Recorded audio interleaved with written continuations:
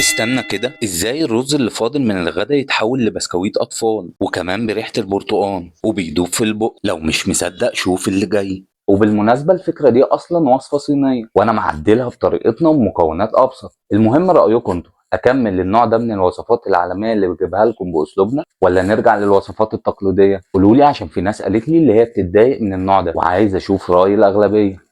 80 جرام رز مسلوق، 80 جرام برتقال، 20 مللي ميه، نضربهم في الخلاط لحد ما يبقوا كريمه ناعمه. نصفي الخليط كويس جدا علشان القوام يبقى تقيل ويمسك نفسه. في بوله تانية هنضيف 2 بيض بيض وعليهم نقطتين ليمون اختياري، نخفقهم كويس لحد القوام ما يبقى كريمي، ونضيف عليه 12 جرام نشا ذره ونقلبهم تاني بسرعه اقل. نضيف خليط البرتقال على البيض ونقلب بهدوء عشان الهواء يفضل موجود. نشكل بكيس حلواني على صينيه وندخلها فرن 100 درجه لمده ساعه، والنتيجه بسكويت بيدوب في البق ومشبع وريحة البرتقال خطيرة. اوعى تنسى تعمل لايك وقول لي رأيك. طبعا الوصفة ما فيهاش سكر وده اختياري، جربه وقول لي طفلك هيوافق عليه ولا لا.